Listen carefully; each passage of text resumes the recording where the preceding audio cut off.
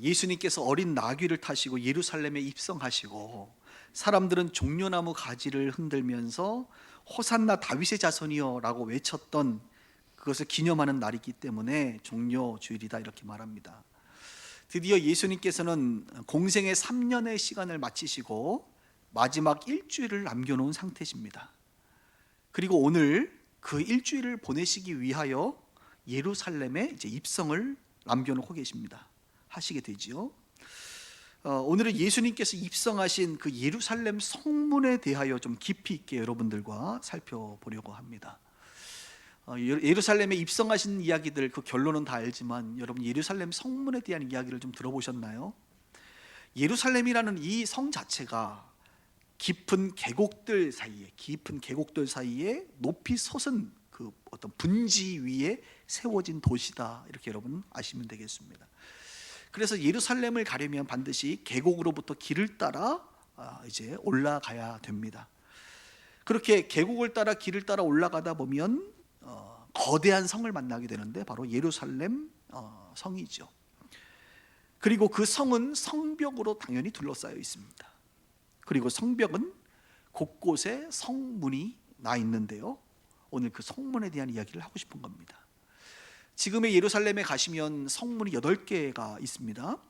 그 8개 중에 하나가 동쪽으로 난 성문을 우리는 금문이라고 말합니다. 금문, 다른 말로 황금문이다 이렇게 말합니다. 영어로 얘기하면 골든 게이트죠. 골든 게이트. 그래서 오늘 설계 제목이 골든 게이트예요. 이 황금문 밖에는 기드론 골짜기 그리고 감람산이 있습니다. 감람나무라고 하는 것은 올리브 나무를 말해요. 그래서 올리브산이라고도 말합니다. 감람산, 그곳에는 예수님께서 늘 기도했던 곳이고 또 무엇입니까? 겟세마네 동산이 있는 곳이 바로 감람산입니다. 있고 밖에는 안쪽으로 가면 바로 그 골든 게이트와 연결되어져서 성전으로 이제 이어져 있는 그런 문이다 이렇게 말할 수가 있겠습니다. 아주 재미있는 사실은 감람산, 그러니까 이 골든 게이트 밖에 있는 감람산에는 유대인들의 공동묘지가 있다는 사실입니다. 왜 유대인들은 사람이 죽으면 이 감람산에다가 묘지를 만들어낼까요? 그 이유가 뭘까요? 유대인들은 메시아가 오실 때에 어디로 오냐면 바로 이 황금문 골든 게이트를 통해서 예루살렘에 들어오신다고 믿었습니다. 그래서 사람이 죽으면 그 주변에 묘지를 삼고 메시아가 다시 오실 때에, 재림하실 때에 그들은 부활을 믿고 영생을 믿기 때문에 그것을 고대하는 것이고, 또 다른 메시아가 역시 올 때에 그 문을 통해 오기 때문에 그들은 죽어서라도 메시아의 오심을 고대하는 그런 의미로서 그들은 죽으면 그 묘지를 이 골든 게이트 감람산에 공동 묘지를 만들어냈다는 것이죠. 그런데 그 이유는 근거가 있습니다. 에스겔과 스가랴서에 보면 이런 말이 있어요. 에스겔서에 보면 여호와의 영광이 이 동문으로 들어오며 메시아도 이 동문으로 들어오셔서 문을 닫게 하실 것이다, 이런 이제 의미가 표현이 있고요. 스가랴에 보면 여호와의 날에 하나님께서 도래하셔서 동쪽 감람산에 설 것이다 이렇게 예언하고 있습니다. 그러니까 에스겔과 스가랴서를 통하여 결국은 메시아는 어느 쪽으로 오시느냐? 예루살렘 중에서도 이 골든 게이트를 통해서 오시기 때문에 그들은 그러한 신앙을 가지고 살아서 또는 죽어서 그렇게 메시아를 고대하고 있는 것이죠. 그래서일까요? 16세기에 오스만 터키 제국의 술레이만은 성경의 예언이 성취되는 것을 막고자 어떻게 됩니까? 유대의 메시아가 예루살렘에 들어오는 것을 막기 위해서 이 황금문을 막아버렸습니다. 골든 게이트를 아예 막아버렸어요. 그래서 메시아가 그곳으로 못 들어오게. 술레이만도 나름대로 그것을 믿었나 봐요. 그래서 그 문을 막아버렸습니다. 그래서 지금 예루살렘 가시면 여러분 그 문은 막혀 있습니다. 그리고 유대인들은 예수님이 그 메시아가 다시 오시면 그 닫힌 문을 열고 들어오실 것이고 그분이 들어오시면 그것을 다시 열고 또 닫을 것이다 이렇게 믿고 있습니다. 오늘날에도 유대인들은 그 황금문을 통해서 메시아가 올 것을 믿고 있는, 우리의 입장에서 참으로 안타까운 그런 고백이 아닐까 이런 생각을 합니다. 왜냐하면 예수님께서는 이미 메시아는 그들이 메시아라고 여겼던, 사실 그 메시아는 예수님이신데, 그 예수님은 2000년 전에 이미 그 황금문 골든 게이트를 통하여 오늘 종료주의를 맞이해서 우리가 아는 것처럼 그 문으로 이미 들어오셨어요, 사실. 그런데 그들은 그 메시아를 알아보지 못하고 여전히 또 다른 메시아를 고대하면서 그 문 주변에 모여 있다는 것입니다. 우리가 종료주일 때마다 그토록 많이 들었던 예루살렘의 입성에 관한 이야기는 바로 예수님께서 메시아로서 황금문 그 골든 게이트로 들어오시는 사건입니다. 그래서 황금문 사건이라고도 말할 수 있고, 오늘 설교의 제목처럼 골든 게이트 사건이다, 저는 이렇게 말하고 싶습니다. 그렇다고 한다면 여러분, 이 골든 게이트 사건은 오늘 우리에게 무엇을 말해주고 있을까? 우리가 다 알고 있는 이 성경의 내용을 묵상하면서 한 3가지 정도 오늘 우리가 한번 생각해 볼 이야기들이 있습니다. 첫 번째는 하나님의 때에 관련된 것입니다. 시간과 관련된 것입니다. 예수님께서는 골든게이트에 입성하시는 것은 곧 때가 되었다라는 것을 말해주고 있는 것이죠. 그분은 3년 동안 공생애를 사셨습니다. 그리고 3년 동안 자신의 사명을 감당하셨습니다. 전파하시고 가르치시고 고치시는 일들을 열심히 사셨습니다. 그런데 여러분, 아무리 많은 일을 예수님께서 3년 동안 감당한다 할지라도, 아니 그 이후에 5년 10년을 감당한다 할지라도 가장 본질적인 사명, 십자가를 지시는 것을 감당하지 않는다고 한다면 예수님의 삶은 온전한 삶이라고 말할 수가 없는 것이죠. 그분의 마지막 사명, 그 본질적인 사명의 때가 되었다. 그래서 예수님은 골든 게이트를 지나오시게 된 것입니다. 오늘 이 황금문을 지나오는 사건은 예수님의 본질적 사명의 때를 우리 가운데 말하고 있음을 보여주고 있는 것이죠. 여러분이 잘 아시는, 그리고 제가 좋아하는 느헤미야라는 사람이 있지 않습니까? 느헤미야는 본인의 기본적인 부르심과 사명이 뭡니까? 술 맡은 관원장의 일을 감당하잖아요. 왕의 술을 맡아서 무려 성경에 보니까 12년 동안 그는 왕의 총애를 받으며 고위직으로 살았습니다. 느헤미야는 하나님의 백성답게, 느헤미야는 신실하게 멋지게 거룩하게 본이 되는 삶을 그래 12년 동안 살았어요. 그렇게 그냥 살아도 되지요. 마치 예수님께서 전파하시고 가르치고 고치시는 삶을 그냥 평생 사셨다고 한다면 얼마나 멋있게 사셨습니까? 느헤미야도 그렇게 왕의 총애받는 유대인으로서 그렇게 신실하게 하나님의 백성으로 살 수 있었어요. 그런데 성경은 말합니다. 그의 본질적 사명은 그게 아니다 이거죠. 단순히 이방 나라의 고위직으로서 신실한 하나님의 백성으로만 살아가는 것이 그의 본질적 사명이 아니라, 그의 본질적 사명은 무너진 예루살렘 성벽 재건을 위하여 쓰임받는 것이 그의 본질적 사명이었습니다. 그리고 왕 앞에서 왕이 무엇을 해주길 원하느냐라고 말할 때 그는 그 본질적 사명의 때가 왔음을 알고, 왕이여 나로 하여금 내 고향 내 민족에게 가서 이 예루살렘 성벽을 재건할 수 있도록 기회를 달라고 얘기했고, 왕이 허락을 받아냈지요.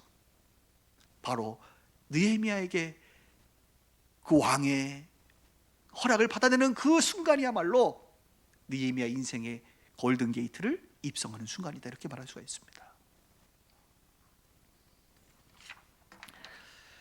저는 전도서 3장 중에서 보면 다 때가 있다라는 말이 있잖아요. 여러분 들어보셨죠? 제가 한번 읽어드릴게요. 전도서 3장에 보면 이 때에 대한 이야기를 많이 하고 있는데 한번 잘 들어보십시오.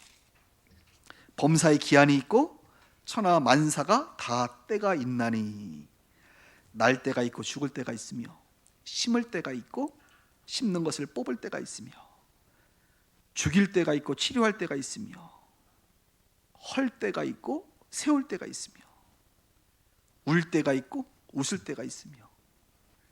반대로 하면 안 돼요, 여러분. 치료해야 되는데 죽이면 안 돼요. 그죠? 죽는 사람 굳이 또 치료해서도 안 되고, 또 울 때 웃으면 안 되고, 웃을 때 또 울어도 안 되고, 이게 참 때가 있는 거예요, 사람이. 슬퍼할 때가 있고 춤출 때가 있다. 슬퍼야 되는데 혼자 열심히 춤추면 곤란해요. 돌을 던져버릴 때가 있고 돌을 거둘 때가 있다. 안을 때가 있고 않는 일을 멀리할 때가 있다. 찾을 때가 있고 잃을 때가 있다. 지킬 때가 있고 버릴 때가 있다. 찢을 때가 있고 꿰맬 때가 있다. 잠잘 때가 있고 말할 때가 있다. 어떤 사람은 늘 말할 때 늘 자는 사람이 있죠. 또 자야 되는데 계속 말만 하는 사람도 있고, 그죠? 사랑할 때가 있고 미워할 때가 있으며 전쟁할 때가 있고 평화할 때가 있느니라. 이렇게 성경은 말해요. 함께 모여 예배할 때가 있고 가정에서 예배할 때가 있고 기도할 때가 있고 찬송할 때가 있고 일상의 삶을 살아야 될 때가 있고 결정적 순간을 맞이할 때가 있고 일반적인 문을 지나갈 때가 있고 골든 게이트를 지나가야 될 때가 있다라고 저는 생각합니다. 여러분에게도 일상의 삶을 신실하게 살아갈 때가 대부분이죠. 여러분들이 지금까지 살아가는 그 일상의 삶은 아마도 예수님께서 전파하시고 가르치시고 고치시는 때라고 저는 봅니다. 느헤미야가 왕의 술 맡은 관원장으로서의 삶을 살아갈 때라고 저는 봅니다. 그러나 오늘 이 설교를 듣는 누군가는 지금이 변화해야 될 때, 나의 습관과 인생의 어떤 변화의 골든 게이트를 지나가야 될 때라고 주님께서 말씀하시는 분들도 계실 거예요. 어떤 분들에게는 예수님과 느헤미야처럼 그동안의 일상적 사명이 아니라 본질적 사명, 이것을 우리는 비전, 소명이라고 말하잖아요. 이 비전을 위하여 과감하게 골든 게이트를 지나야 된다, 넘어야 된다, 그 발을 디뎌야 된다라고 말씀하시는 분도 계실 거예요. 그때에 우리는 예수님과 같이 일상의 그런 문들이 아니라 특별한 그분, 그 주님의 그때의 문, 하나님의 시간의 문을 지나가야 되는 그런 사람들이 있다 이것이죠. 오늘 주님께서 여러분들을 그런 시간으로 부른다고 한다면 종료주일 고난주간을 맞이하면서 예수님의 그 길을 따라갈 수 있기를 주님의 이름으로 축복합니다. 이 골든게이트 사건은 우리 가운데 하나님의 때에 대한 이야기를 말씀해 주고 있고, 두 번째는 자발적 헌신에 대해서 생각해 보게 합니다. 자발적 헌신.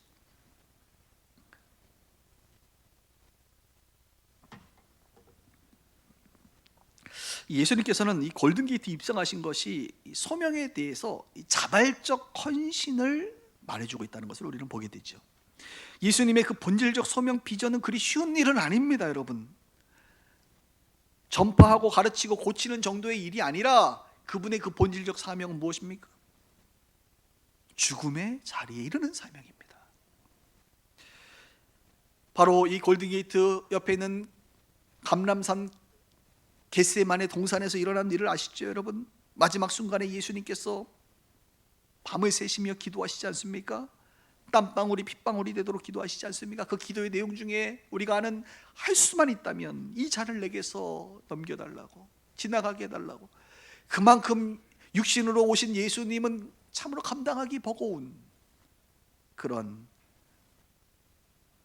부르심이요 소명이었다는 것을 압니다. 그 본질적 소명은 스스로 죽음의 자리에 이르는 것입니다. 여러분, 죽음의 자리를 맞이하는 것도 괴로운데 스스로 그 죽음의 자리에 간다는 것은 매우 어려운 일이죠. 사형수가 사형의 집행장으로 끌려갈 때 마지막 순간에 얼마나 몸부림치며 가지 않겠다고 욕을 많이 한다 그래요. 그렇게 욕을 하면서 안 가겠다고 바락바락 애를 쓰는지 몰라요. 그러나 스스로 그 죽음의 자리로 간다는 것은요, 이것은 쉬운 일이 아니죠.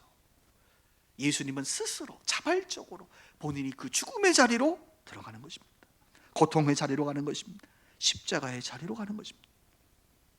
이것은 자발적 헌신이요 순종의 순간이다, 이렇게 말할 수가 있습니다.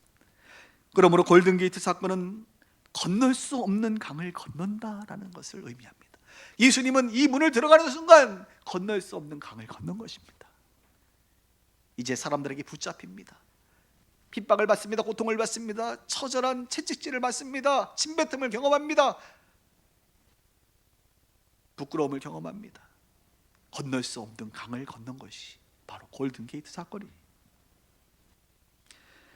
가끔 우리는 드라마나 영화에서 이런 내용 보잖아요. 남이 나의 죄를 위하여 대신 감옥에 가는 사건들, 그렇죠? 남의 죄를 대신해서 감옥에 가는 사람들의 이야기를 종종 드라마나 영화에서 봅니다. 그래서 감옥에 가는데 한 1년 가는 사람도 있고 한 3년 가는 사람도 있고 많이는 한 10년 정도 가는 것까지 내가 드라마에서 본 것 같아요. 근데 아마도 30년, 50년 이래버리면 아마 더 이상 말이 안 되기 때문에, 너무나도 이건 비참한 일이기 때문에 그렇게까지는 아마 시나리오 작가가 쓴 것을 본 적이 없는 것 같은데, 그거 대단한 거죠, 여러분. 대단한 자발적 헌신이죠. 내가 죄가 없음에도 불구하고 누군가의 죄를 뒤집어 쓰고 내가 간다는 거예요.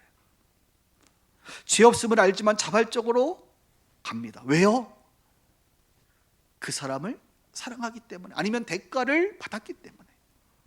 그 대가에 대한 사랑, 아니면 그 사람에 대한 본질적 사랑 때문에 대신 자기가 감옥에 가는 일들을 봅니다. 이거 놀라운 사랑이라고 말할 수가 있지.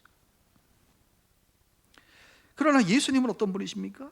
대신 감옥에 가는 정도가 아니에요. 10년만 나의 죄를 위하여 대신 감옥에 가도 아마 우리가 평생에 그 사람을 은혜를 감사하며 살 텐데, 감옥에 가는 정도가 아니라 예수님은 나를 위하여 대신 죽어주셨다고. 죽어주셨다.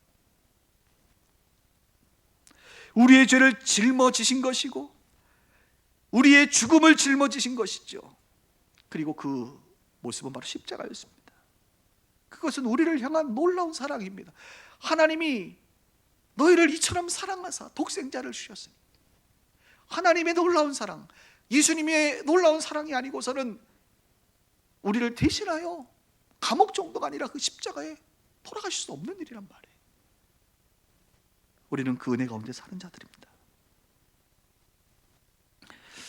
그런데 우리도 하나님의 때만 되었다고 골든게이트를 넘어서는 것이 아니라는 거예요. 하나님에 대한 깊은 사랑이 골든게이트를 넘을 수 있는 동기를 우리 가운데 마련한다는 것입니다.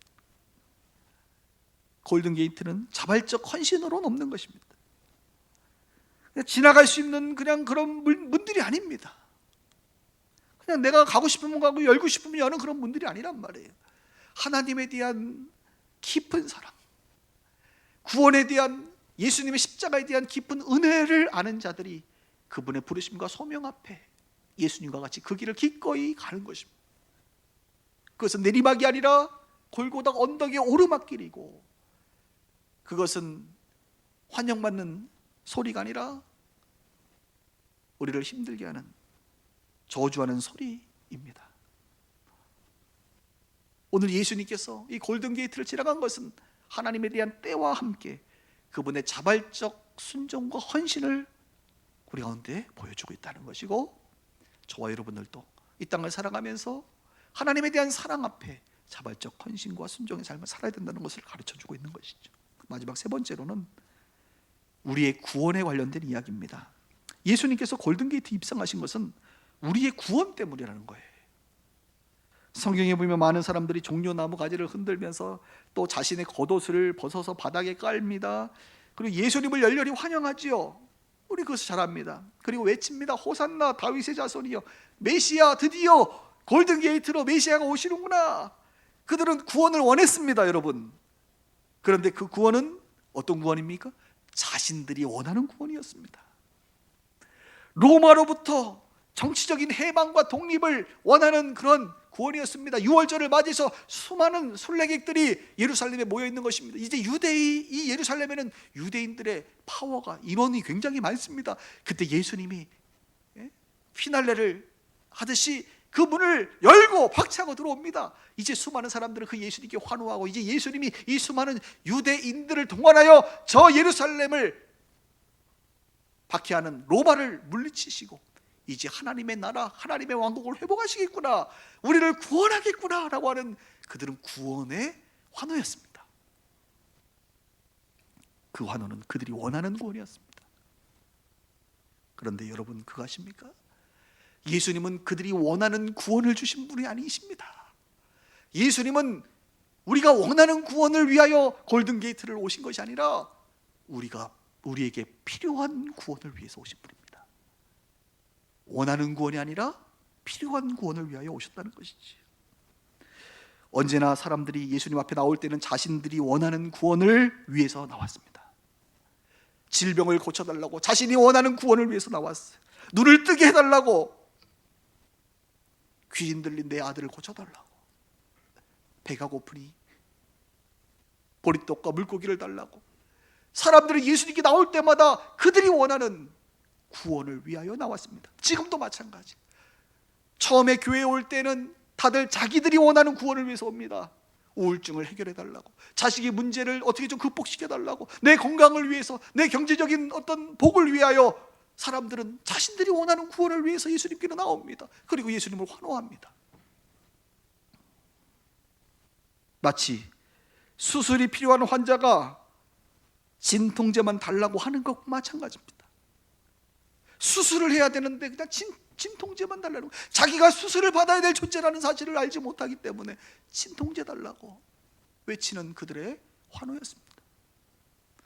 그러나 예수님은 원하는 구원이 아니라 우리에게 필요한 구원을 주시려고 골든게이트를 통과했다는 사실입니다.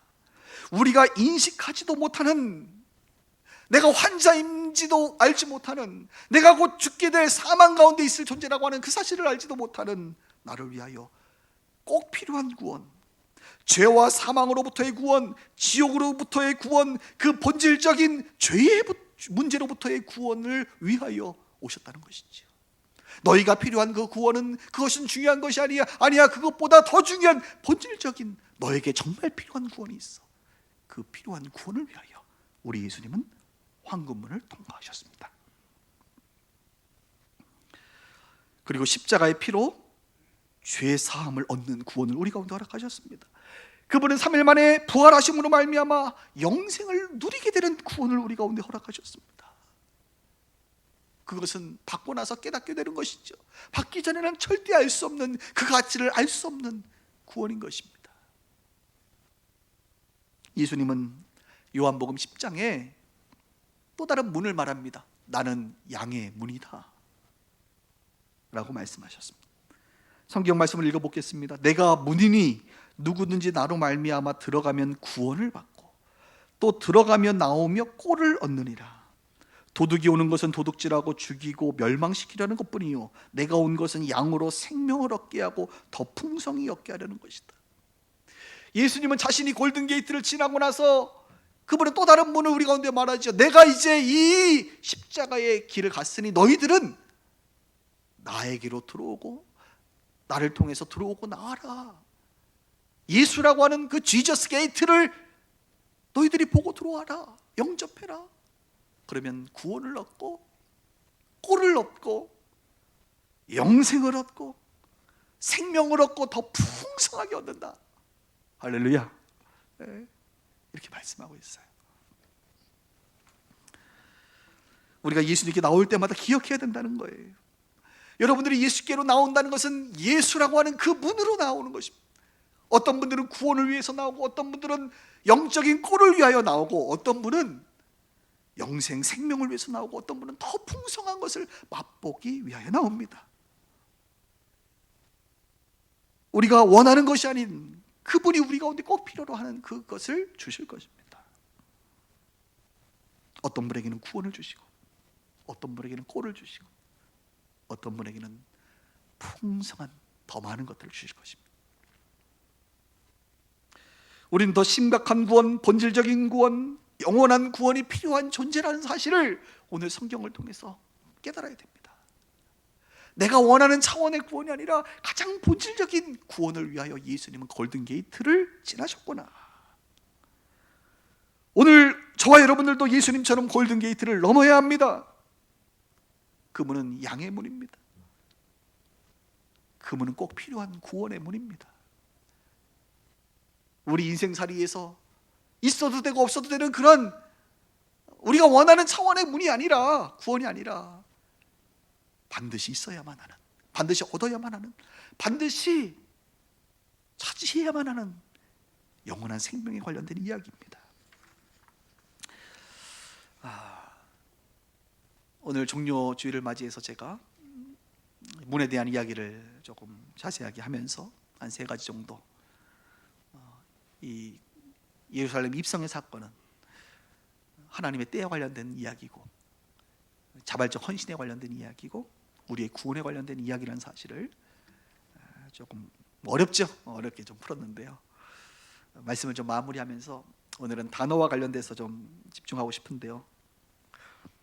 여러분, 예루살렘이라는 뜻이 뭐죠? 예루살렘?